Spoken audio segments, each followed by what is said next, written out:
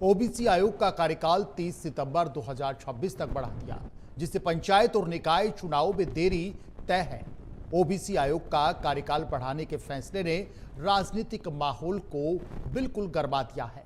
कांग्रेस ने इस पूरे मुद्दे को लेकर आरोप लगाया है कि पंचायत एवं शहरी निकाय चुनाव में हार के डर से बीजेपी सरकार इस तरह के फैसले ले रही है। पीसीसी चीफ गोविंद सिंह डोटासरा का यह कहना है कि आयोग का कार्यकाल बढ़ाना राजनीतिक लाभ लेने की रणनीति का हिस्सा है, ताकि ओबीसी वर्ग को प्रभावित किया जा सके और चुनावी समीकरणों को साधा जा सके।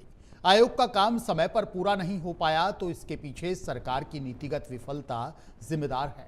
डोटासरा ने कहा कि सरकार को पहले से ही आवश्यक संसाधन और दिशा निर्देश उपलब्ध कराने चाहिए थे, जिससे आयोग समय सीमा के भीतर अपना काम पूरा कर पाता। अब कार्यकाल बढ़ाकर सरकार अपनी कमियों को छुपाने की कोशिश कर रही है। ये प्रशासनिक पारदर्शिता और जवाबदेही के खिलाफ है। वहीं बीजेपी ने कांग्रेस के आरोपों को खारिज कर दिया। बीजेपी नेताओं का कहना है कि आयोग का कार्यकाल बढ़ाना सामान्य और प्रक्रियागत फैसला है। जब भी किसी आयोग का कार्य अधूरा रहता है तो कार्यकाल बढ़ाया जाता है। इसमें सरकार का कोई विशेष हस्तक्षेप नहीं होता। बीजेपी नेताओं का कहना है कि जहां तक चुनाव में हार के डर की बात है तो जनता कांग्रेस के इस अहंकार को पंचायत और निकाय चुनाव में तोड़ देगी। बीजेपी नेताओं ने यह भी कहा कि विपक्ष बेवजह इस मुद्दे को राजनीतिक रंग देने की कोशिश कर रहा है, जबकि राजस्थान की सरकार सभी वर्गों के हित में पारदर्शी तरीके से काम कर रही है। आयोग का कार्यकाल बढ़ाना उसी दिशा में आवश्यक कदम है। आयोग का कार्यकाल बढ़ाने में सरकार का किसी तरह से कोई दखल नहीं होता। जब तक आयोग का उद्देश्य पूरा नहीं होता तब तक आवश्यकता के अनुसार सरकार कार्यकाल बढ़ाती है। सरकार की मंशा पूरी तरह स्पष्ट है कि वन स्टेट वन इलेक्शन के तहत चुनाव हो। प्रदेश और केंद्र में डबल इंजन की सरकार ने जो काम किया है उससे प्रदेश की जनता खुश है। सरकार के कामकाज पर पंचायत और निकाय चुनाव में मोहर लगाएगी। कांग्रेस अहंकार में आ चुकी है, उनके अहंकार को जनता चुनाव में पूरी तरह से तोड़ देगी। बीजेपी कहती है कि जनता कांग्रेस के छलावे में अब आने वाली नहीं है। कांग्रेस के कुशासन से जनता ने 2023 में छुटकारा पा लिया। अब पंचायत और निकाय चुनाव में भी जवाब दे देगी। चर्चा में हमारे साथ कुछ खास मेहमान जुड़ेंगे, जिनसे सवालों के जवाब लेने की कोशिश करेंगे।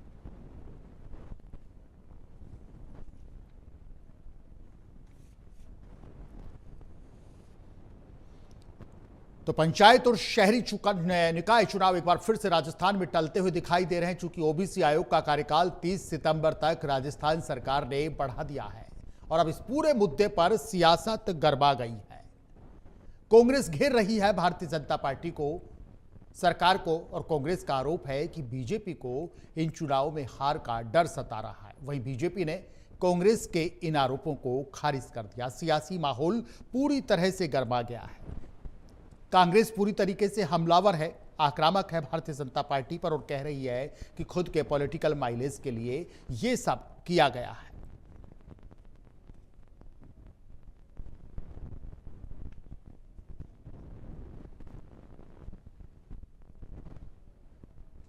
तो आसार नहीं है पंचायत और शहरी निकाय चुनाव को लेकर के, क्योंकि जब ओबीसी आयोग का कार्यकाल 30 सितंबर तक कर दिया गया है तो पूरा मामला खटाई में पड़ गया है। विपक्ष गुस्से में है कि ये देखिएगा इन्होंने क्या कर दिया। इन्होंने वही कर दिया जिसका डर था। पूरी तरीके से कांग्रेस ब्लेम कर रही है भारतीय जनता पार्टी को कि खुद के मुनाफे के लिए ये सब भारतीय जनता पार्टी ने किया है, सरकार ने किया है। वही बीजेपी कहती है कि कांग्रेस के तमाम आरोप झूठे हैं। ये नॉर्मल प्रोसेस है भारतीय जनता पार्टी का। यह कहना है कि कांग्रेस के आरोपों में कोई दम नहीं है और विपक्ष बेवजह इस मुद्दे को राजनीतिक रंग दे रहा है।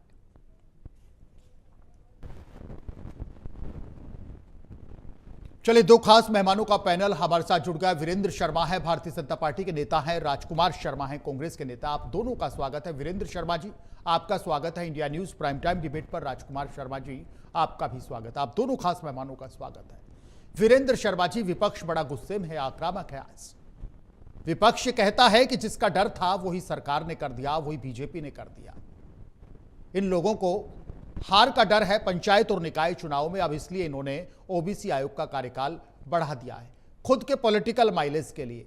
कांग्रेस ये भी कहती है सर कि इनकी नीति और नीयत साफ नहीं है, खोट है।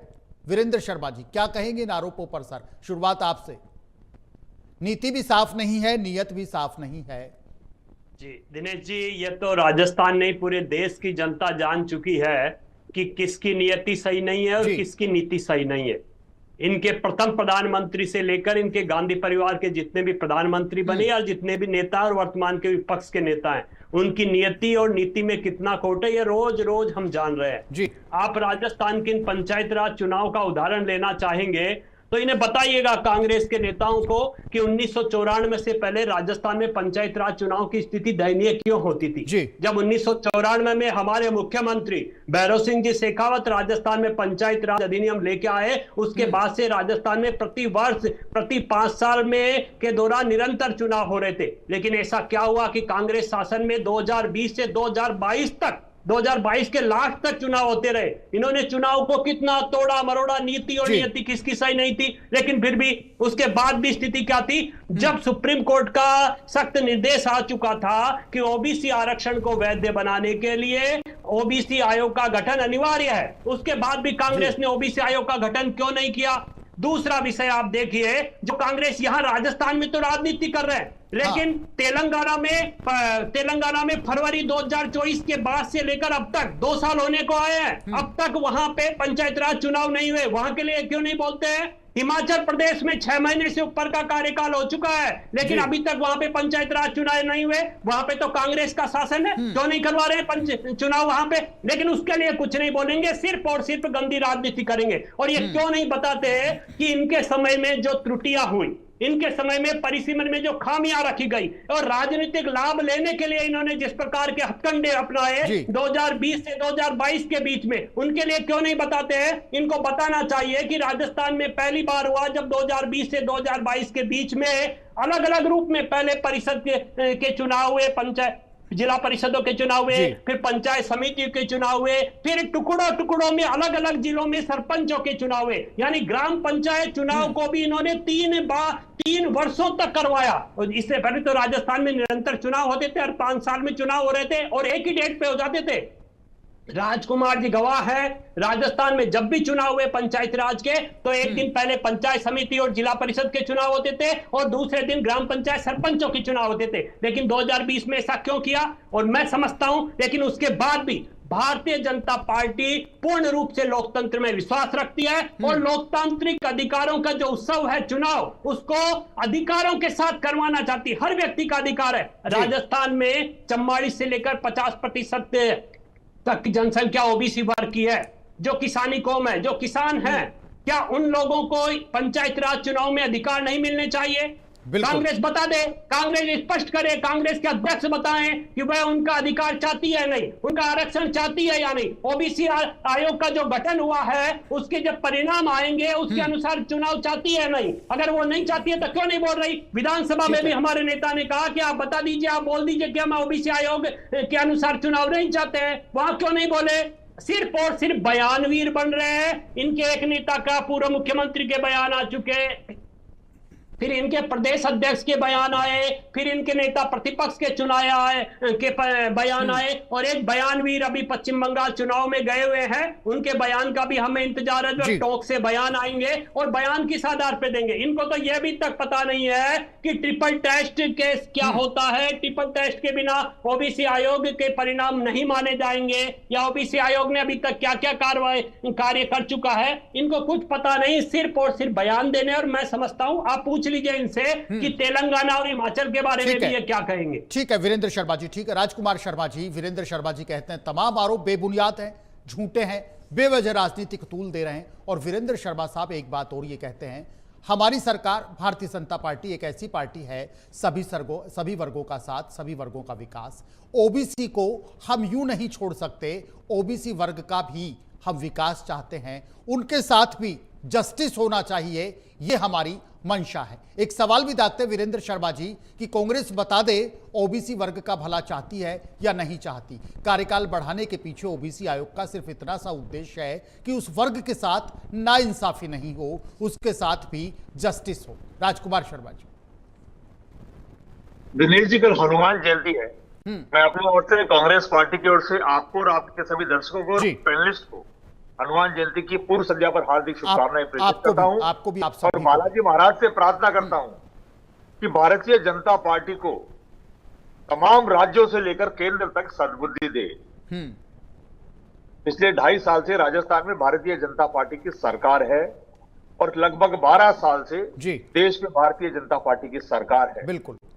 कि मैं आपके चैनल पे एक बड़ी विनम्रता पूरे भारतीय जनता पार्टी के, देश के प्रधानमंत्री से लेकर के और नीचे मंडल स्तर तक के भारतीय जनता पार्टी के कार्यकर्ताओं नेताओं से अपील करना चाहता हूं, निवेदन करना चाहता हूं कि वो 2 लाइन बोलकर बता दें, बिना राहुल गांधी जी के, बिना कांग्रेस के, बिना हिंदू मुसलमान और बिना धर्म की बात किए हुए, जी।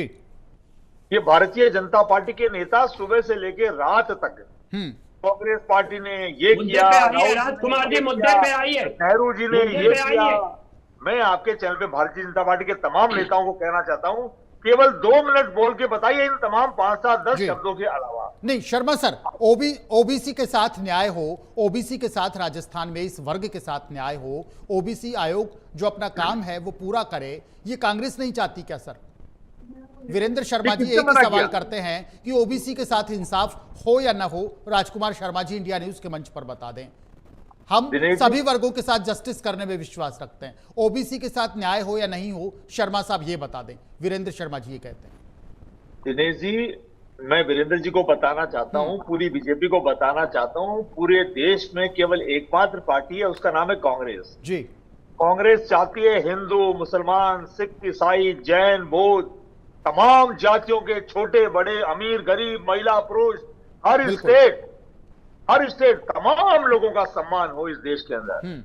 लेकिन जब से भारतीय जनता पार्टी को सत्ता की लालच आई है, सत्ता का घमंड आया है, फर्क कर रहे हैं, ये राज्यों में फर्क कर रहे हैं और ये अब आयोगों के माध्यम से देश को और प्रदेश को बांटना चाहते हैं। कौन कह रहा है कि राजस्थान में चुनाव नहीं कराना चाहते? कौन कह रहा है कि ओबीसी आयोग का गठन नहीं होना चाहिए? कौन कह रहा है ओबीसी के साथ न्याय नहीं होना चाहिए? कौन कह रहा है एससी के साथ न्याय नहीं होना चाहिए? कौन कह रहा है कि जनरल के साथ न्याय नहीं होना चाहिए? कांग्रेस पार्टी तो इतना सा कह रही है कि जो चुनाव पेंडिंग हो गए हैं पूरे देश भर में, पूरे देश में, चाहे वो हिमाचल हो, चाहे तेलंगाना हो, चाहे वो गुजरात हो, चाहे वो दिल्ली हो, चाहे हरियाणा हो, चाहे राजस्थान हो, पूरे देश में चुनाव कराने की जिम्मेदारी सरकार की होती है। और कहीं पर भी कोई सरकार अगर लापरवाही कर रही है या अपने आप को कंफर्ट जोन में लाने के चक्कर में चुनाव को किसी न किसी बहाने टाली जा रही है, चाहे वो एसआईआर का बहाना हो, आएंगे वीरेंद्र शर्मा जी आएंगे, आयोग का बहाना हो, सरकारों को किसी का बहाना ना करके कोई 10-20 दिन, महीना 20 दिन ऊपर नीचे होता है तब तो बात अलग है, लेकिन 1.5 साल हो जाए। और हम तो इसलिए कह रहे हैं दिनेश जी कि गांव का, ढाणी का, वार्ड का विकास रुक जाता है। मैं जयपुर शहर की बात करूं तो नवंबर में चुनाव आयोग हमारा जो ये नगर निगम था भंग हो गया था, दिसंबर में चुनाव होने थे, जनवरी में चुनाव होने थे और लगभग 5 महीने हो गए। जयपुर की अगर बात करें तो चाहे जितने भी पार्षद, चाहे कांग्रेस के हों चाहे बीजेपी के हों, तमाम वो बगले झांकते हैं। और राजस्थान के तमाम कांग्रेस और बीजेपी और अन्य दल के जो कार्यकर्ता नेता हैं, जो चुनाव लड़ने के इच्छुक हैं, जो पंच बनना चाहते हैं, सरपंच बनना चाहते हैं, प्रधान बनना चाहते हैं, जिला प्रमुख बनना चाहते हैं, पार्षद बनना चाहते हैं, मेयर बनना चाहते हैं, उन्होंने होली के पोस्टर लगा लिए, दिवाली के पोस्टर लगा लिए, राखी के पोस्टर लगा लिए, ईद के पोस्टर लगा लिए, नेताओं के बर्थडे मना लिए, उसके भी बर्थडे मना लिए, लाखों करोड़ों रुपए खर्चा भी हो गया। लेकिन ये भारतीय जनता पार्टी हर धर्मिता पे है कि उनके सपनों को भी लगातार चूर-चूर करना जारी है। मैं भारतीय जनता पार्टी को कहना चाहता हूं, गांव के विकास के लिए, शहर के विकास के लिए आप अतिशीघ्र चुनाव कराइए, डरिए मत। राहुल गांधी कहते हैं डरो मत, जो परिणाम आएगा सामने आएगा। कांग्रेस नहीं, बीजेपी ये कहती है डर हम नहीं रहे, डर राहुल गांधी के सिपाही डर रहे हैं, राहुल गांधी की पार्टी के लोग डर रहे हैं, कांग्रेस के लोग डर रहे हैं, बीजेपी ये कहती है। चलिए एक सवाल वीरेंद्र शर्मा जी आपसे मैं करूंगा कि आयोग का कार्यकाल समय पर पूरा क्यों नहीं हो पाया सर? एक बड़ी चुनौती थी भारतीय जनता पार्टी की सरकार के सामने, ओबीसी आयोग अपना काम समय पर पूरा करे। यह आयोग समय पर काम पूरा क्यों नहीं कर पाया? सरकार की नीतिगत विफलता इसके लिए जिम्मेदार है। कांग्रेस बड़ा टारगेट करती है कि सरकार की नीतिगत विफलता इसके लिए जिम्मेदार है। क्यों संसाधन समय से मुहैया नहीं कराए गए? क्योंकि सरकार तो चाहती नहीं थी कि आयोग समय पर अपना काम पूरा करे, क्योंकि आपकी मंशा ये थी कि पंचायत और निकाय चुनावों को लिंगर ऑन किया जाए, लटकाया जाए, डिले किया जाए और उससे आप फायदा प्राप्त करना चाहते थे। कांग्रेस एक बड़ा आरोप आपके ऊपर लगाती है दिनेश जी, वीरेंद्र शर्मा जी। देखिए दिनेश जी, कांग्रेस के नेता ऐसे डबल स्टैंडर्ड क्यों अपनाते हैं? तेलंगाना के लिए कोई जवाब नहीं दिया, हिमाचल के लिए कोई जवाब नहीं दिया और राजस्थान पे जवाब चाहते हैं। बिल्कुल इन्होंने नहीं दिया, इन्होंने नहीं दिया, लेकिन हम अपनी मोरल ड्यूटी निभाएं, हम अपनी मोरल ड्यूटी को आप निभाएं। समझिए ना, आप इस विषय को समझिए कि इन्होंने जो कुकृत्य किए थे राजस्थान में 2020 से 2022 तक चुनाव ही करवाते रहे, पूरे 5 साल इनके यहाँ तो होटलों में बंद रहा। फिर जनता ने क्या किया? जनता ने इनके साथ क्या किया? जनता ने इनके साथ क्या किया? आप समझिए दिनेश जी, टेक्निकल चीजें समझिए ना। 2022 लास्ट तक राजस्थान में पंचायत राज के चुनाव होते रहे। 5 साल कब होता है? 5 साल उस हिसाब से 2027 में होता है। अभी भी 6 जिले ऐसे हैं जहां की जिला परिषदों के चुनाव वहां पे उनका कार्यकाल पूर्ण नहीं हुआ है। तो आप समझिए कैसे हो सकता है उससे पहले। और दूसरा विषय, इन्होंने एक भी जवाब नहीं दिया कि हिमाचल में क्यों नहीं हुआ। ये कह रहे थे जो 6 महीने या 10-20 दिन की बात, भैया इनको बताइए जरा। राजकुमार शर्मा जी गोल कर गए, राजकुमार शर्मा जी उस पार्ट को गोल कर गए, तेलंगाना के पार्ट को राजकुमार शर्मा जी गोल कर गए। रही बात ओबीसी आयोग की, तो दिनेश जी आपको समझना चाहिए, ओबीसी आयोग सरकार नहीं चलाती है। ओबीसी आयोग खुद एक संवैधानिक आयोग है, वह अपनी मर्जी के अनुसार कार्य करता है। इसको आप सरकार को बीच में मत घसीटिए, वो अपनी मर्जी के अनुसार कार्य करता है। मैं नहीं घसीटता, कांग्रेस घसीटती है, विपक्ष के सवाल है। कांग्रेस का कार्य तो केवल यही रहा है, गंदी राजनीति करने का। आप क्यों नहीं कांग्रेस से पूछा? आपने राजकुमार जी ने एक भी सवाल राजकुमार शर्मा जी वीरेंद्र जी ये कहते हैं तेलंगाना के मुद्दे पर मौन साध लिया। उन्होंने क्यों नहीं बताया कि राजस्थान ये जो जयपुर नगर निगम की बात कर रहे थे ना, 6 महीने बाद चुनाव हुए थे जयपुर नगर निगम में। इन्हें पता होना चाहिए राजकुमार जी को कि जयपुर नगर निगम में 6 महीने बाद चुनाव हुए थे। इन्हीं की सरकार थी, क्यों डिले हुए 6 महीने? तब तो इन्होंने ओबीसी आयोग का गठन भी नहीं किया था। फिर ऐसा क्या हुआ? और जयपुर के ऐसे टुकड़े कर दिए कि यहाँ समस्या और बढ़ गई। लेकिन भारतीय जनता पार्टी की सरकार आई, उन्हें सीमांकन किया और हमने एक समय अवधि में वार्डों का सीमांकन कर चुके हमारी वीरेंद्र शर्मा जी रुकेगा, कर दिया हमने, संख्या ग्राम पंचायतों की संख्या हमने बढ़ा दी, पंचायत समितियों की संख्या हमने बढ़ा दी। ठीक है वीरेंद्र शर्मा जी। राजकुमार शर्मा जी, इन्होंने कोई कार्य नहीं। देखिए दिनेश जी, एक सवाल और मैं पूछना चाहूंगा। आप समझिए, आज आपके चैनल के माध्यम से राजस्थान की जनता को पता चलना चाहिए कि कांग्रेस ने क्या कुकृत्य किए थे। इन्होंने एक नया सिस्टम यहाँ पे किया जिसके माध्यम से इन्होंने डाटा का संकलन किया था और राजस्थान में एक नया जब भामाशाह हमारा था उसके ऊपर इन्होंने एक जनाधार कार्ड बनवाए। उस जनाधार कार्ड में के डाटा में कितनी खामियां थी? 400-300 से अधिक 403 ग्राम पंचायतों से अधिक ग्राम पंचायतों की जनसंख्या इन्होंने 1000 से कम बताई। जबकि होना यह चाहिए, नियम यह कहते हैं कि किसी भी ग्राम पंचायत का गठन तभी हो सकता है जब वहां की जनसंख्या 1000 से अधिक हो। इन्होंने 403 से अधिक ग्राम पंचायतों में ओबीसी का वहां पे केवल 0 जनसंख्या दिखाई। यानी इनके अनुसार 400 ग्राम पंचायत ऐसी है जहां 0 ओबीसी रहती है, वहां कोई ओबीसी का व्यक्ति रहता ही नहीं है। इतना झूठ और इतनी लापरवाही, इतनी त्रुटिपूर्ण कार्य कांग्रेस ने किए, जिसके कुकृत्य आज भी भारतीय जनता पार्टी की सरकार सही कर रही है। इन 2 सालों में हमने जितने गड्ढे भरे हैं ना दिनेश जी, इनको शर्म आनी चाहिए। और आज जो बयानवीर बन रहे हैं, इनको शर्म आनी चाहिए कि राजस्थान की हालत क्या कर दी थी। उस जनाधार का डाटा तक आप लोग सही नहीं कर पाए थे। और यही नहीं, आप ये देखिए, उन ग्राम पंचायतों की हालत इन्होंने ऐसे की कि वहां पे परिसीमन करने लायक स्थिति नहीं थी, लेकिन फिर भी हमने आकर उनका सही से सीमांकन किया है। और जब हमने ओबीसी आयोग का गठन किया, इन्होंने तो ओबीसी आयोग का गठन तक नहीं किया, तो आज बड़ी बड़ी बातें कर रहे हैं। अरे भैया, आपके स्टेट में दिखाइए ना क्या हालत है। महंगाई की बातें करते हैं, हिमाचल में 5 रुपए। ठीक है, वीरेंद्र जी फिर आएंगे, ठीक है। राजकुमार शर्मा जी सुना आपने, राजकुमार शर्मा सर, ठीक है। तेलंगाना में चुनाव नहीं हुए, उसके लिए कुछ नहीं बोले। ठीक है वीरेंद्र जी सुनिएगा, ठीक है रिपोर्ट दीजिए ना। ठीक है Virendra Sharma ji रुकिएगा please, Virendra sir रुकिएगा please. राजकुमार शर्मा जी सुना आपने, वीरेंद्र जी काफी गुस्से में है। वीरेंद्र जी ये कहते हैं कि डबल स्टैंडर्ड की बात करने वाले लोग हैं ये लोग। तेलंगाना के मुद्दे पर कांग्रेस को सांप सूंघ जाता है, वहां के लिए सवाल नहीं करेंगे। कांग्रेस शासित दूसरे प्रदेशों में यदि ऐसा होता है तो राजकुमार शर्मा जी सवाल नहीं करेंगे। राजकुमार शर्मा साहब, एक बड़ा आरोप वीरेंद्र शर्मा जी ने अभी लगाया कि इन लोगों ने जयपुर का सत्यानाश कर दिया।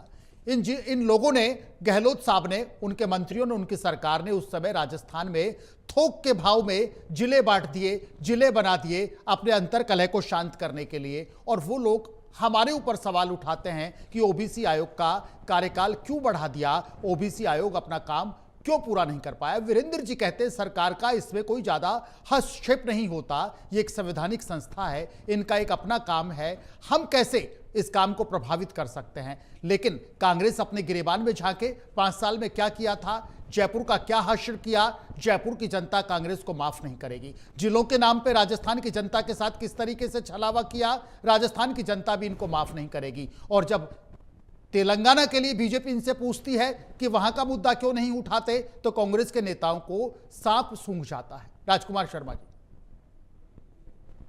दिनेश जी, मैं भारतीय जनता पार्टी को एक बात बड़ी विनम्रता पूर्वक कहना चाहता हूँ हाँ। कि सरकार जो भी होती है, चाहे कांग्रेस की हो, चाहे बीजेपी की हो, चाहे किसी भी स्टेट में हो, चाहे किसी केंद्र में जी। हो, वो सरकार अपने तरीके से काम करती है। राजस्थान में पहले 2 साल पहले कांग्रेस पार्टी की सरकार थी, यहाँ गहलोत साहब के नेतृत्व में। गहलोत साहब के नेतृत्व में गहलोत साहब ने अपनी जान में राजस्थान के लिए बेहतर काम करने का प्रयास किया, बेहतर किया भी। उसके बाद दुर्भाग्यवश हमारी सरकार चली गई, फिर भारतीय जनता पार्टी की सरकार आ गई। और भारतीय जनता पार्टी की सरकार आई, महीने, 2 महीने, 6 महीने हो सकता है, फील्डिंग जमाने में टाइम लगता है जी। 2 साल से ऊपर हो गया, लगभग 2.5 साल का समय हो गया। अगर कांग्रेस पार्टी को भारतीय जनता पार्टी के तमाम नेता या प्रवक्ता क्रोध कर करके दुश्मन की तरह अगर ट्रीट करेंगे, व्यवहार करेंगे, तो फिर राजस्थान का विकास कैसे होगा। अगर पूर्व की सरकार किसी की भी हो, उसने अगर कोई भी कानून में, कोई भी योजना में, किसी भी चीज में कोई कमी छोड़ी है, उसको दुरुस्त करने की जिम्मेदारी सत्ता पक्ष की होती है। ये 14 साल से, 12 साल से लगातार वहां देश में गाली बक रहे हैं, ये राजस्थान में यहाँ बैठ नहीं, ये कहते हैं ना शर्मा सर, ये कहते हैं ना, दुरुस्त कर रहे हैं ना, पेपर लीक माफिया को राजस्थान में जड़ से खत्म कर दिया हमने। कांग्रेस की सरपरस्ती में जो पेपर लीक माफिया पनपा गहलोत साहब के संरक्षण में, उसको भजन लाल जी ने बिल्कुल डिलीट कर दिया है राजस्थान से। ये कहते हैं, डंके की चोट पे कहते हैं, पूछिएगा वीरेंद्र शर्मा जी से, ये कहते हैं पेपर लीक माफिया को राजस्थान से डिलीट कर रहे हैं हम। बात कह दी कि इन्होंने पेपर लीक को राजस्थान से डिलीट कर दिया। हाँ, डंके की चोट पर भारतीय जनता पार्टी ये कहती है। मैं मेरी बात पूरी कर लूं, पेपर लीक पूरे हिंदुस्तान में कहीं पर भी नहीं होना चाहिए। यह घटना बहुत दुर्भाग्यपूर्ण है। बिल्कुल। भारतीय जनता पार्टी विधानसभा चुनाव के दौरान देश के प्रधानमंत्री ने और तमाम छोटे बड़े नेताओं ने कहा था कि पेपर लीक वाले मामले में राजस्थान की सरकार को उखाड़ फेंकिए। राजस्थान की जनता ने भारतीय जनता पार्टी को सत्ता से, फिर कांग्रेस पार्टी को सत्ता से बाहर कर दिया जी। मैं आपके चैनल पे बड़ी विनम्रता पूर्वक पूछना चाहता हूं, इन्होंने कहा था आरपीएससी भंग करेंगे, क्या आरपीएससी भंग हो गई? मैं जो पूछ रहा हूं उन प्रश्नों का जवाब दे दें। पेपर लीक वाली अगर बात, वीरेंद्र जी ध्यान से सुनिएगा, राजकुमार शर्मा जी के सवाल। आरपीएससी को भंग करेंगे, आरपीएससी को रिनोवेट करेंगे, सीबीआई जांच की मांग करेंगे, पाताल तक जाएंगे। जिन लोगों ने भी पेपर लीक किए हैं उन तमाम लोगों को पाताल में जाकर के पकड़ के लाएंगे और जेलों में भेजेंगे। लेकिन बड़ा दुर्भाग्य है दिनेश जी, पेपर लीक नहीं हो रहे हैं, अच्छी बात है, नहीं होने चाहिए, किसी भी शासनकाल में नहीं होने चाहिए। लेकिन क्या राजस्थान की जेलें भर गई है क्या पेपर लीक करने वालों से? राजस्थान में कितने सरगना थे, कितने छोटे बड़े कीड़े मकोड़े मछलियां घूम रहे थे, पेपर लीक कर रहे थे, जगह जगह हो रहे थे। ये भारतीय जनता पार्टी के नेताओं ने विधानसभा चुनाव के दौरान आरोप लगाए थे। मैं इनसे पूछना चाहता हूं, क्या 10, 20, 50 लोग भी डंके हैं क्या जो जेलों में बंद है? दिनेश जी, ताजुब होगा जो राजकुमार शर्मा सर इंटरप्ट करूंगा। 19 वो ट्रेनी पुलिस सब इंस्पेक्टर तो मुझे भी याद आते हैं जिनको पुलिस ट्रेनिंग सेंटर से उठा लिया गया था, एसओजी ने एक्शन लिया था। 19 ट्रेनी सब इंस्पेक्टर थे जिनको पुलिस ट्रेनिंग अकेडमी से उठा लिया गया था। ये कहते हैं कि उन सबको संरक्षण गहलोत साहब का था, अशोक गहलोत की सरकार का संरक्षण था उस समय। दिनेश जी, बीजेपी बड़ी गौर से सुने इस बात को। हाँ। और राजस्थान की जनता ये बात पूछती है, एएसआई, सिपाही, सब इंस्पेक्टर, एईएन, जेईएन, बाबू, एलडीसी, ठेकेदार, ये करते हैं क्या पेपर लीक? ये करते हैं क्या? और यही थे ना अपराधी, तो अब और अपराधी तो नहीं है ना? गहलोत साहब के पीएसओ करते थे पेपर लीक। मैंने कहा ना, वो रिस्पांसिबिलिटी है ना। गहलोत साहब की सुरक्षा की टीम में जो व्यक्ति थे उनका नाम भी सामने आया था। गहलोत साहब की सुरक्षा की टीम में जो व्यक्ति थे शर्मा सर, उनका नाम भी सामने आया था, क्या कहेंगे? जी, मैंने क्या कहा, कांस्टेबल ही है ना वो। मैंने कहा ये जो अदने से अधिकारी होते हैं, चाहे कांस्टेबल हो, चाहे एएसआई हो, चाहे एसआई हो, चाहे एलडीसी हो, चाहे यूडीसी हो, चाहे चपड़ासी हो, और चाहे बाहर का ठेकेदार हो, इन लोगों ने जो किए ना राजस्थान में सारे घपले, और इससे बड़े लोग तो सारे साहूकार थे, सारे साहूकार थे ना। और अगर साहूकार नहीं थे तो वो सारे लोग कहां पर हैं? वो सारे लोग कहां पर जिन्होंने इन सब चीजों को। ठीक है, शर्मा सर रुकिएगा, राजकुमार शर्मा जी, ठीक है, राजकुमार शर्मा जी रुकिएगा, जवाब लेते हैं। राजकुमार शर्मा जी रुकिएगा। वीरेंद्र शर्मा जी, राजकुमार शर्मा जी सवाल पूछते हैं, ये कहते हैं विपक्ष में हैं तो भाई सवाल तो पूछेंगे, एक बार नहीं 1000 बार पूछेंगे, सरकार सुने, सत्ता पक्ष सुने। ये कहते हैं जिस आरपीएससी को भंग करने का ऐलान आपने किया था, उस आरपीएससी को भंग कर दिया क्या? ये कहते हैं छोटी मोटी कार्रवाई आपने पेपर लीक के नाम पर कर दी, वो बड़ी मछलियां कहां हैं, वो सरगना कहां है? उन लोगों पर हाथ भारतीय जनता पार्टी की सरकार ने नहीं रखा, एसओजी ने नहीं रखा, आपकी जांच एजेंसियों की नजरें उन बड़ी मछलियों पर क्यों नहीं गई? फॉर्मेलिटीज पूरी आपने की है, बड़ा आरोप आपके ऊपर है। देखिए दिनेश जी, पहला विषय तो कि जो भी इनसे पूछा गया वो उस सब्जेक्ट से डाइवर्ट हो गए, ये कुछ नहीं बोल पाए पंचायती राज चुनाव को, या चुनाव के लिए, या फिर ओबीसी आरक्षण के लिए, और ना ही ओबीसी आयोग के लिए। कोई बात नहीं, ये कह रहे हैं बड़े बड़े सरगना भैया, इनका एक मंत्री तो जेल से अभी बाहर आया ही है, जमानत पे है। महेश जोशी जी जल जीवन मिशन में गए हैं जेल में। ये कहते हैं आपने गलत फंसाया, ये कहते हैं आपने गलत फंसाया है, आपकी एजेंसी ने गलत फंसाया उनको। नहीं, वो बड़े मगरमच्छ नहीं है। और इनके समय के अनेकों ऐसे आईएएस जिन्होंने भ्रष्टाचार किया, वो इन्होंने ही छुपा रखे उनको, इन्होंने ही कहीं न कहीं जगह दी हुई। और निश्चित मानिए आप एसओजी जल्दी उनको भी बाहर लेके आएगी, उनको भी जेल की सलाखों में। राजकुमार जी सुन लीजिएगा, वीरेंद्र शर्मा जी कहते हैं सबका नंबर लगेगा, सबका नंबर लगेगा। हमारे मुख्यमंत्री ने स्पष्ट कहा, राजस्थान की जनता को विश्वास दिलाया कि कितने भी बड़े से बड़ा मगरमच्छ हो, उसने गलती की है, उसने भ्रष्टाचार किया, उसने पेपर लीक किया है, तो वह जेल की सलाखों के पीछे जाएगा ही। और बड़े बड़े व्यक्ति जा चुके हैं, इनके मुख्यमंत्री के ओएसडी हो, इनके आरपीएससी के उस समय मनोनीत सदस्य हो, इनके कई सारे नेता हैं जो जा चुके हैं जेल की सलाखों के पीछे, जिनको इन्होंने भगाया है वह भी शीघ्र ही आएंगे। तो निश्चित मानिए हमने जो कहा वो करके भी दिखाया और आगे भी दिखाएंगे। ठीक है, रोकना चाहूंगा वीरेंद्र शर्मा जी, रोकना चाहूंगा। क्या है ठीक है जी, इनकी समस्या नहीं, आप समझिए इनकी समस्या क्या है। केवल पेपर लीक रुका ही नहीं, भारतीय जनता पार्टी की सरकार ने वह टाइम टेबल भी जारी कर दिया कि किस प्रकार से नियुक्तियां होगी, किस प्रकार से परीक्षाएं होगी। ये तो 5 साल में कुछ नहीं कर पाए थे। भारतीय जनता पार्टी ने तो 1 लाख से अधिक नियुक्तियां दे दी, 1.5 लाख से अधिक विचार उसमें प्रक्रियाधीन है, और 1 लाख भर्तियों के कैलेंडर निकाल दिए। इनकी चिंता का कारण यह है कि ये 5 साल में जो नहीं कर पाए वह भारतीय जनता पार्टी की सरकार इन 2 साल में कैसे कर गई। और दूसरी बात आप समझिए दिनेश जी, इनका दुख का कारण क्या है कि इनके जो मुख्यमंत्री वो तीसरी बार राजस्थान के मुख्यमंत्री बने थे, 15 साल में उन्होंने जो कार्य नहीं किया, वह भारतीय जनता पार्टी का मुख्यमंत्री जो पहली बार विधायक बना, पहली बार मुख्यमंत्री बना, वह 2 साल में ही कैसे कर गया। इनके 5 साल बनाम के 2 साल के रिकॉर्ड कैसे हमने बना लिए। और यही नहीं, ऐसा मुख्यमंत्री है जिसने विधानसभा में विपक्षी दल को चुनौती दी हो कि आपके 5 साल और मेरे 2 साल बहस कर लीजिए। इनका एक भी नेता बहस के लिए तैयार नहीं हुआ। क्यों? क्योंकि इनके पास कुछ बताने के लिए था ही नहीं। इनके पास बताने के लिए था तो सिर्फ ये था कि राजस्थान में को इन्होंने भ्रष्टाचार में नंबर 1 बनाया। इनके पास बताने को कुछ था तो वह था कि इन्होंने राजस्थान को लूट और बलात्कार में नंबर 1 बनाया। इनके पास बताने के लिए सिर्फ था तो यह था कि महिला अत्याचार और एसटी/एससी अत्याचारों में इन्होंने राजस्थान को नंबर 1 बनाया। इसलिए वे विधानसभा से भी बहस से भाग रहे थे। और आज यही स्थिति भी है कि पंचायत राज चुनाव को लेकर जो बहस हो रही है, उसके ऊपर पंचायत राज चुनाव की बहस नहीं है, उसके ऊपर दूसरे सब्जेक्ट की बहस हो रही है। क्यों नहीं जवाब दे रहे थे? ठीक है, वीरेंद्र शर्मा जी रोकना चाहूंगा, शर्मा सर रोकना चाहूंगा, वीरेंद्र शर्मा जी रुकिएगा प्लीज, वीरेंद्र शर्मा जी रोकना चाहूंगा, वीरेंद्र शर्मा सर रुकिएगा प्लीज। ठीक है, ठीक है, वीरेंद्र शर्मा सर रुकिए, वीरेंद्र शर्मा। और यही नहीं, इनसे यह भी पूछिए कि 15वें वित्त आयोग का पैसा ग्राम पंचायतों के पास क्यों नहीं पहुंचा था। इन्होंने सचिवालय में उसको क्यों दबा कर बैठे थे? पंचायतों के पैसे से इन्होंने क्यों सैलरियां दी थी? इन्होंने आखिर ऐसा क्या किया था कि राजस्थान को गड्ढे में डाल दिया? क्यों नहीं बता पा रहे? सिर्फ विनम्रता पूर्वक स्वीकार मत कीजिए, यह भी बताइए कि हमारी गलती थी, स्वीकार कीजिए कि हमारा। ठीक है, वीरेंद्र शर्मा जी बिल्कुल रोकना चाहूंगा, वीरेंद्र शर्मा जी रोकना चाहूंगा जी, प्लीज रुकिएगा वीरेंद्र शर्मा जी। राजकुमार शर्मा साहब, वीरेंद्र शर्मा जी ये कहते हैं, पहला सवाल तो ये, महेश जोशी से बड़ी मछली कौन सी, आप बता दीजिए। हमने जोशी साहब के खिलाफ भी एक्शन लिया है, बड़े से बड़े आदमी के खिलाफ एक्शन होगा, छोटे से छोटे आदमी के खिलाफ एक्शन होगा।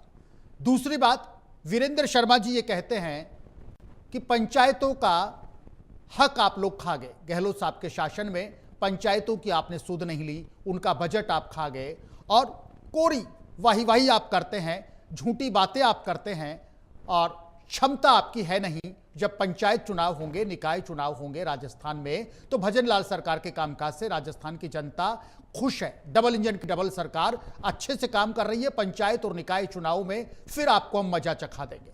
राजकुमार शर्मा जी। दिनेश जी, भारतीय जनता पार्टी के नेताओं को गलत फहमी है कि वो जोर से बोलेंगे और राजस्थान की जनता समझ जाएगी। जोर से बोलने धीरे से भी बोलेंगे तो भी कोई समझ में नहीं झूठा, आता है। सच और सच झूठा नहीं होता है। जल जीवन मिशन की अगर मैं बात करूं, पूर्व मंत्री महेश जोशी जी को भारतीय जनता पार्टी ने साजिश के साथ जेल में भेजा, ईडी ने चार्जशीट पेश करी और सुप्रीम कोर्ट ने उनको जमानत इसलिए दी कि ईडी के अनुसार वो आरोपी नहीं है। न्यायालय में मामला चल रहा है, ज्यादा कुछ बोलना नहीं चाहिए, लेकिन पूरा प्रदेश जानता, पूरा देश जानता है कि ईडी की चार्जशीट में उनका नाम था या नहीं था और सुप्रीम कोर्ट ने जमानत किस आधार पर दी। सरकार ये बताए। महेश जोशी बार बार ये कह चुके हैं, कई बार बयान दे चुके हैं कि राजस्थान की सरकार जल जीवन मिशन को लेकर के श्वेत पत्र जारी करे कि हमारे कार्यकाल में क्या हुआ, मैंने क्या किया और इन 2 साल 2.5 साल के अंदर जल जीवन मिशन में राजस्थान की सरकार ने क्या काम किया। और इन 2.5 सालों के अंदर भारतीय जनता पार्टी ये बताए कि जल जीवन मिशन के अंदर इन 15 लोगों को हमने जेल में आज की तारीख में डाल रखा है। दूसरी बात, जो भी अपराधी हैं वो एसओजी के या भारतीय जनता पार्टी की गिरफ्त में अगर नहीं आ रहे हैं तो ये फेलियरशिप किसकी है। अब ये नाम लगाते हैं कि कांग्रेस पार्टी ने छुपा रखा है। कांग्रेस पार्टी ने छुपा रखा है तो पकड़ने की जिम्मेदारी आपकी है, डबल इंजन सरकार की है। ये तो हुआ जल जीवन मिशन की जिम्मेदारी। अब दूसरा आता है पेपर लीक की। पेपर लीक वाले मामले में मैंने कहा कि छोटी मछलियों को तो आपने कुछ एक को पकड़ा है, सारों को नहीं पकड़ा है, कुछ एक को पकड़ा है और कुछ एक को पकड़ कर आपने कानून के हवाले किया है और आपने ढंग से पैरवी नहीं करी, इसलिए उनमें से आधे से ज्यादा लोग जमानतों पे छूट के बाहर भी आ चुके हैं और बहुत सारे लोग तो इस्तीफे दे करके आपने इस्तीफे स्वीकार करा के उनको भी अपने घर राजी खुशी विदा कर दिया है। मैं आपके माध्यम से पूछना चाहता हूं कि पेपर लीक वाले मामले में कोई राजस्थान के बड़े 5 मगरमच्छ अगर हैं तो जेल में आपने आज की तारीख में डाल रखे हैं तो नाम बताइए, या कोई 5 बड़े ऐसे व्यक्ति हैं जिनको आपने जेल में तो नहीं डाला क्योंकि हो सकता है ऊपर से कोई पर्ची आ गई हो, लेकिन उनका अगर आपने नाम उजागर किया हो। केवल 5 नाम पूछ रहा हूं, 5 नाम। राजस्थान की जनता चीख कर पूछ रही है। आप पेपर लीक नहीं कर रहे हैं, अच्छी बात है। आप कैलेंडर जारी कर रहे हैं, अच्छी बात है। आप राजस्थान के नौजवानों का साथ न्याय करने की सोच रहे हैं, अच्छी बात है। लेकिन अगर आपने 5 बड़े नाम ना तो जेल में डाले ना उनका खुलासा किया तो राजस्थान की पुलिस या राजस्थान की सरकार या केंद्र की सरकार या देश के प्रधानमंत्री जो लंबे चौड़े वादे करके गए थे वो सब कहां गए। और पाताल के लिए बात कही थी देश के प्रधानमंत्री ने, तो पाताल से भी बढ़कर के कोई एजेंसी है क्या जिसने छुपा लिया हो उनको, या वो फार्म हाउस या वो होटल या वो देश प्रदेश इतना बड़ा हो गया। पाताल से तो बड़ी कोई चीज होती ही नहीं है। ठीक है, एक सवाल का जवाब और दे दीजिएगा, एक सवाल का जवाब और दे दीजिएगा। ठीक है राजकुमार शर्मा जी, एक सवाल का जवाब और दे दीजिएगा। वीरेंद्र जी ने भी पूछा कि आप बार बार यह आरोप लगाते हैं कि भारतीय जनता पार्टी की सरकार ने राजस्थान में पंचायती राज सिस्टम पर ब्रेक लगा दिए, इलेक्शन को 6 महीने 7 महीने लोग जानबूझकर डिले कर रहे हैं। लेकिन वीरेंद्र जी ने जो सवाल किया, अरे भाई ये वो लोग हैं जो राजस्थान में पंचायतों का हक खा गए, झूठे वादे करते थे, झूठे दावे करते थे, लेकिन इन्होंने, कांग्रेस ने अपने शासनकाल में पंचायतों की दुर्गति कर दी। हम चुनाव भी समय पर कराएंगे, कॉन्स्टिट्यूशनल जो संवैधानिक संस्थाएं हैं, ओबीसी जैसे आयोग हैं, उनको अपना प्रक्रिया भी, प्रोसेस भी पूरा करना पड़ेगा, जो समय लगेगा वो लगेगा। इसमें यह आरोप बेबुनियाद है कि सरकार इलेक्शन को जानबूझ करके डिले कर रही है। लेकिन जो सवाल वीरेंद्र शर्मा जी ने भी किया कि इन्होंने 5 साल राजस्थान में पंचायती राज सिस्टम को खुद ने यहां पर डैमेज किया, इनके राज में भ्रष्टाचार चरम पर था, पंचायतों का जो बजट आता था, ग्राम पंचायतों का, पंचायत समितियों का, उसमें गहलोत साहब के राज में भेदभाव होता था, बजट पहुंचता नहीं था। ये कहते हैं हम तो वो लोग हैं जो हमने एक मुश्त 200-200 करोड़ रुपए जारी करते हैं। भजन लाल जी की सरकार, हमारा और इनका क्या मुकाबला। सच्चे, सही मायनों में सच्चे हितैषी पंचायती राज सिस्टम के हम हैं, कांग्रेस नहीं। इन लोगों ने तो पंचायतों में इनके समय भ्रष्टाचार फैला, इन लोगों ने भेदभाव किया, इन लोगों ने बजट रोका। राजकुमार शर्मा जी। दिनेश जी, यही नहीं, सरपंचों को निलंबित तक इन्होंने किया। ये देखिए राजकुमार शर्मा जी, अधिकार के रूप में चुन के आए थे, लोकतंत्र के अधिकार के अनुसार चुन के आए थे, उन सरपंचों को निलंबित भी इन्होंने किया था। ये कहते हैं कि आप लोकतंत्र का गला घुटने का आरोप बीजेपी पर लगाते हैं कि पंचायती राज सिस्टम को इन लोगों ने मार डाला, लेकिन वीरेंद्र जी बड़े आक्रोशित स्वर में आरोप लगाते हैं कि आपने चुन चुन करके सरपंचों को आपने निलंबित किया। षड्यंत्र तो आप रचते थे, पंचायती राज सिस्टम को कमजोर आपने किया। सर राजकुमार शर्मा जी, ये बड़ा आरोप आपके ऊपर भी बीजेपी लगा रही है। दिनेश जी, मैंने ओपनिंग कमेंट में भी कहा था कि भारतीय जनता पार्टी कांग्रेस को कोसना बंद करे। कांग्रेस के शासन काल में भारतीय जनता पार्टी कहती है कि पंचायत में भ्रष्टाचार हुआ, तो इनको रोक कौन रहा है, इनके हाथ कौन बांध रहा है कि पकड़ो मत। मैं फिर भारतीय जनता पार्टी को आपके इंडिया न्यूज चैनल से चैलेंज करना चाहता हूं कि ये भ्रष्टाचार का जो आप बोलते हैं ना, ये जो जुमला है, इसको बोलना बंद करें। अगर राजस्थान की पूर्ववर्ती सरकार के शासनकाल में किसी भी महकमे में कोई भी घपला या भ्रष्टाचार हुआ था, जैसा कि करुणा मीणा जी भी बार बार मुद्दा उठाते थे, तो फिर राजस्थान की सरकार 2.5 साल से उन भ्रष्टाचारियों को क्यों बचा रही है, किनके आशीर्वाद से बचा रही है, क्या लालच है भारतीय जनता पार्टी को। और दूसरी बात मैं ये पूछना चाहता हूं, राजस्थान में 1 साल से ऊपर हो गया, चुनाव नहीं हो रहे हैं, नगर निगम हो, पंचायत हो, तो क्या अब राजस्थान की सरकार खुश है क्या? अगर चुनाव किसी भी कारण से नहीं हो रहे हैं, सरकार नहीं करा रही है, ओबीसी आयोग की रिपोर्ट नहीं आ रही है, एसआईआर की रिपोर्ट नहीं आ रही है, वीरेंद्र शर्मा जी आ रहे हैं और भी कारण है, तो सरकार खुश है क्या? और मैं तीसरी बात ये पूछना चाहता हूं कि जितने भी आयोग हैं, जितनी भी सरकार है, जितने भी नेता हैं, ये क्या सुप्रीम कोर्ट से बड़े हो गए क्या? ये क्या माननीय न्यायालय से भी बड़े हो गए क्या? और राजस्थान की मैं जनता की बात करूं, दिनेश जी, राजस्थान की जनता कह रही है अगर 1 state 1 election Bharatiya Janata party के सरकार की बस की बात नहीं है, कोई बात नहीं, 2 चरणों में करा लीजिए, 3 चरणों में करा लीजिए, चुनाव तो कराइए। और भ्रष्टाचार की जहां तक बात आती है, चाहे वो पंचायत का मामला हो, चाहे किसी और स्टेट का मामला हो, या किसी और मामले का मामला हो, सरकार कार्रवाई करे ना। ये बार बार आते हैं, भाषण देने की बात करते हैं। दिनेश जी, राजस्थान में सड़कें बिगाड़ी, कांग्रेस ने बिगाड़ी, बिजली बिगाड़ी, कांग्रेस ने बिगाड़ी, शिक्षा बिगाड़ी, कांग्रेस ने बिगाड़ी, कानून व्यवस्था बिगाड़ी, कांग्रेस ने बिगाड़ी, महिला सुरक्षा का मामला कांग्रेस ने बिगाड़ा। ये तमाम मुद्दे तो गए अब 2 साल पहले, अब तो 2.5 साल से आपका शासन है। सड़कों को मत कोसिए, पानी बिजली को मत कोसिए, सुरक्षा को मत कोसिए, और जितना आप कोसेंगे, जितना आप इन मामलों को उठाएंगे, कोसते रहेंगे और एक्शन नहीं करेंगे, तो राजस्थान की जनता सब जानती है। और रही बात तेलंगाना की बात करें, ये हिमाचल की बात करें, मैं ओपनिंग कमेंट में कह चुका हूं कि जहां जहां पर भी हिंदुस्तान में किसी भी प्रकार के चुनाव या कोई भी चीज पेंडिंग होती है, तो ये सरकारों की जिम्मेदारी होती है कि बिना किसी बड़े कोई लीगल कोई कारण है तो अलग बात है, बाकी अगर 2-4-6 महीने होता है तो सब चलता है, लेकिन लंबा समय नहीं होना चाहिए। और प्रदेश का, गांव का, गली का विकास नहीं रुकना चाहिए। ये जयपुर की बात कर रहे थे, नगर निगम की बात करते, 2 कर दिए, 4 कर दिए, वो सब छोड़ो आप। आज की तारीख में 5 महीने से प्रॉपर सफाइयां भी नहीं हो पा रही है। कल ही रिपोर्ट आई थी कि नगर निगम जितने भी कचरा पात्र लगाता है, वो सारे के सारे जयपुर में चोरी हो गए।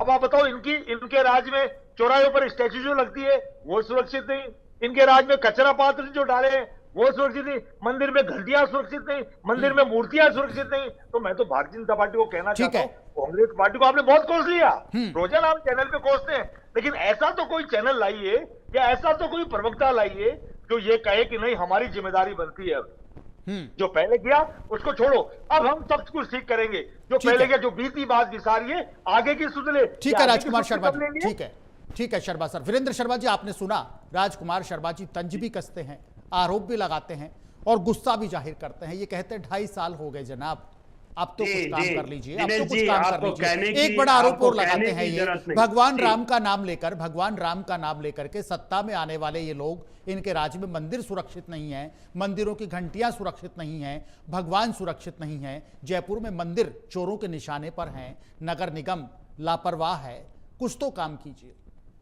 वाह दिनेश जी, देखिए, पहली बात तो इन्होंने स्वीकार किया कि इन्होंने कुछ नहीं किया, और दूसरी बात, इनके लिए मैं याद दिला देता हूं कि भैया भारतीय जनता पार्टी की सरकार ने आने के बाद क्या किया, ये तो हम डरले से डंके की चोट पर बताते हैं, क्योंकि हमने किया है। इनकी तरह नहीं कि कुछ नहीं किया, हम तो बताते हैं कि हमारी 2 साल की उपलब्धियां क्या रही। हम बताते हैं कि पहली बार बनने वाले मुख्यमंत्री ने 11 केंद्र की योजनाओं में राजस्थान को प्रथम स्थान पर ले आया है। 5 योजनाओं में राजस्थान द्वितीय स्थान पर है, 9 योजनाओं में राजस्थान तृतीय स्थान पर। आखिर ऐसा कैसे हो गया? क्योंकि कार्य करके दिखाया है। हमारी नियति भी ठीक है, हमारी नीति भी ठीक है। राजस्थान पहला ऐसा प्रदेश है जहां 34 नई नीतियों का निर्माण होकर उनकी क्रियान्वित भी हमने। राजकुमार शर्मा जी सुनिएगा, राजकुमार शर्मा जी फिगर गिना रहे हैं, वीरेंद्र शर्मा जी फिगर गिना रहे हैं, 34 नई नीतियों की लॉन्चिंग कुछ दिन पहले की गई थी, फिगर गिना रहे हैं, योजनाएं बता रहे हैं वीरेंद्र शर्मा जी। राजस्थान में पानी और बिजली का संकट था, उसे दूर हमने किया। राजस्थान के 25 जिलों में आज दिन में बिजली दी जा रही है किसानों को, और इनके समय में 5 साल में राजस्थान में एक भी किसान को कृषि कनेक्शन नहीं दिया। 1 लाख से अधिक किसानों को कृषि कनेक्शन हम दे चुके हैं। इनके समय किसान बिजली चाहता था, हमने किसान को बिजली देने वाला बना दिया है। इनके समय क्या होता था? व्यापारी वर्ग तड़प रहे थे, किसान तड़प रहे थे, महिलाएं त्रस्त थी। लेकिन भारतीय जनता पार्टी की सरकार आने के बाद में राजस्थान का हैप्पीनेस इंडेक्स इन 2 साल में कैसे बढ़ गया? क्यों नहीं पूछते इनसे कि भैया आखिर ऐसा क्या हुआ कि इन 2 साल में राजस्थान की प्रति व्यक्ति आय जो 1,63,000 छोड़ के गए थे वो 2,03,000 कैसे पहुंच गई? ये किसने करके दिखाया? भारतीय जनता पार्टी की सरकार ने करके दिखाया। ये कैसे हुआ कि जो 13% की विकास की दर की ग्रोथ थी वो 18% किसने की? भारतीय जनता पार्टी की सरकार ने की। और हमने तो एक टारगेट फिक्स कर रखा है कि हम राजस्थान को 30 लाख करोड़ की अर्थव्यवस्था वाला राज्य बनाएंगे, और उसकी ओर आगे बढ़ भी चुके हैं। तो ये सब टारगेट फिक्स करने से होता है। हमने निर्धारित किया हम ऐसा करेंगे, वो करके दिखाया, 2 साल में परिणाम दे भी दिए। इनके पास कुछ नहीं है बताने के लिए। और जिस तेलंगाना की बात कर रहे थे उसके लिए मैं पुनः बोलना चाहता हूं आपके चैनल के माध्यम से, 2 साल से अधिक का समय हो गया, 10 दिन 20 दिन 6 महीने नहीं, 2 साल से अधिक का समय हो गया।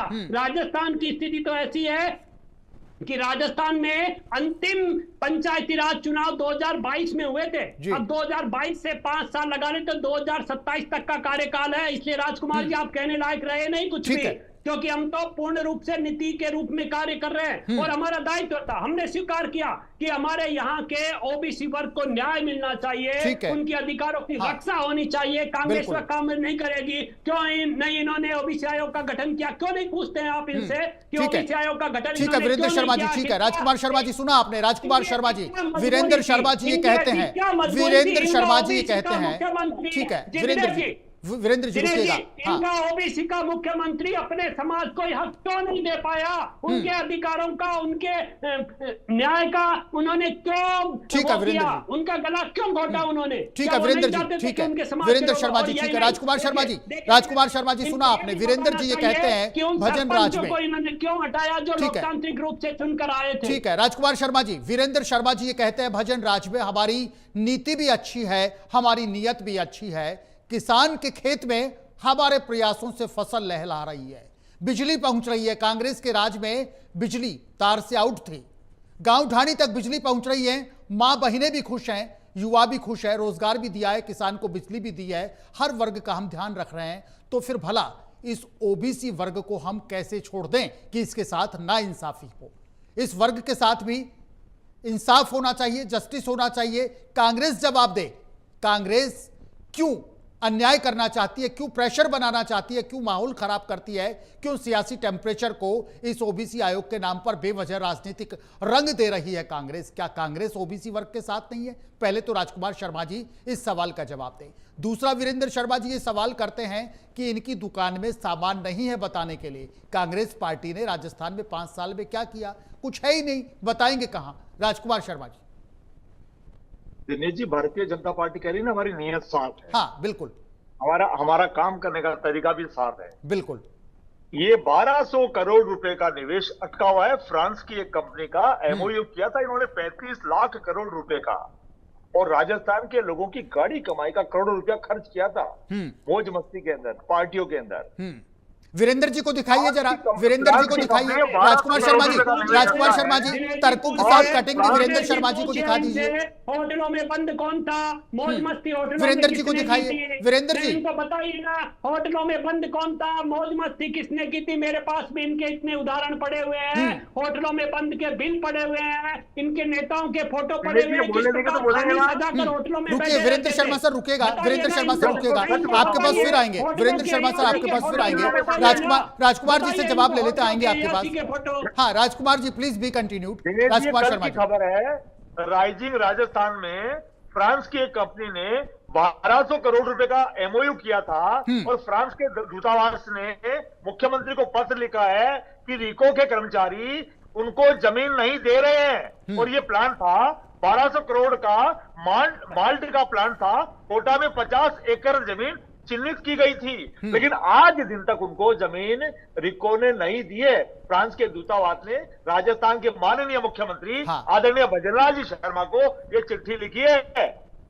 वीरेंद्र जी हस्तक्षेप करेंगे इस मामले में, वीरेंद्र जी हस्तक्षेप करेंगे इस मामले में, इस मामले को दिखवाइएगा, वीरेंद्र शर्मा जी इस मामले को दिखवाइएगा। 1200 करोड़ रुपए की खबर है, 1200 करोड़ रुपए का निश्चित वीरेंद्र जी इस मामले को दिखवाइएगा, वीरेंद्र जी इस मामले को जरूर दिखवाइएगा। देखिए रुकिएगा राजकुमार शर्मा जी, वीरेंद्र शर्मा जी, वीरेंद्र शर्मा जी सुनिएगा, राजकुमार शर्मा सर सुनिएगा एक मिनट के लिए। वीरेंद्र शर्मा जी विपक्ष है ही इसलिए कि हमें आईना दिखाए। देखिए हम अच्छा काम करते हैं, हम बड़े दावे करते हैं, अगर कहीं कोई चीज निकल करके सामने आई है तो वीरेंद्र शर्मा जी इस मामले में हस्तक्षेप करिएगा, मुख्यमंत्री साहब तक लेकर के जाइएगा, सोल्यूशन निकलना चाहिए। दिनेश जी आईना तो कांग्रेस के नेताओं को इस खबर से ले लेना चाहिए जो कह रहे थे कुछ नहीं हुआ, कोई एमओयू नहीं हुआ, कुछ नहीं हुआ। भैया ये उसी की बानगी के एमओयू भी हुए, कार्य धरातल पर भी है, और जो टेक्निकल कारण है जिसके कारण वो जमीन आवंटित नहीं, उसका टेक्निकल जो एस्पेक्ट है, लेकिन सुलझाइए, अब आपके संज्ञान में आ गया वीरेंद्र शर्मा जी, आपके संज्ञान में आ गया, मामले को सुलझाइए, मामले को सुलझाइए। राइजिंग राजस्थान के एमओयू की बात है, आ गया मेरे नहीं, मुख्यमंत्री जी के संज्ञान में आ चुका है, और मुख्यमंत्री जी ने वो टेक्निकल जो प्रॉब्लम्स थी उनको दूर करने के लिए कार्रवाई भी कर दी है।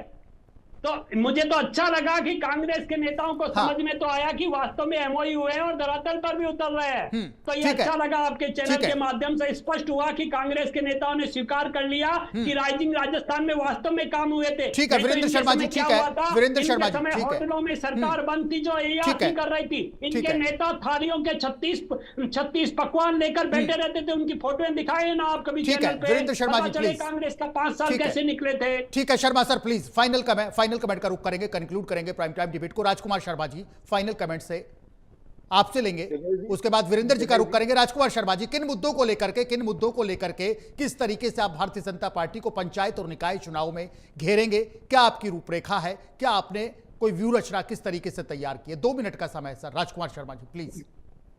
दिनेश जी, प्रदेश कांग्रेस कमेटी के अध्यक्ष गोविंद सिंह डोटासरा जी ने आज एक प्रेस कॉन्फ्रेंस करके सभी पत्रकार साथियों को अवगत कराया कि 1 अप्रैल से 30 अप्रैल तक हम लोग गांव, ढाणी, ब्लॉक, मंडल स्तर पर जाएंगे और राजस्थान की जनता को संगठन का विस्तार करते हुए हम राजस्थान की जनता को बताएंगे कि भारतीय जनता पार्टी ने अब तक राजस्थान में क्या क्या काम किया, सड़क के लिए, पानी के लिए, बिजली के लिए, शिक्षा के लिए, सुरक्षा के लिए, स्कूल के लिए, कॉलेज के लिए, अस्पताल के लिए, तमाम चीजों के लिए क्या क्या काम किया राजस्थान की जनता को बताएंगे। और राइजिंग राजस्थान के नाम पर जो 35 लाख करोड़ रुपए का इन्होंने एमओयू किया था, राजस्थान के पूर्व नेताओं ने भी, पहले नेताओं ने भी कहा, पूर्व मुख्यमंत्री ने भी कहा, गोविंद सिंह डोटासरा जी ने भी कहा, टीकाराम जूली जी ने भी कहा, पायलट साहब ने भी कहा कि ये अभी देश के गृह मंत्री आए थे और कह रहे थे कि 8 लाख करोड़ के एमओयू जमीन पर आ गए हैं।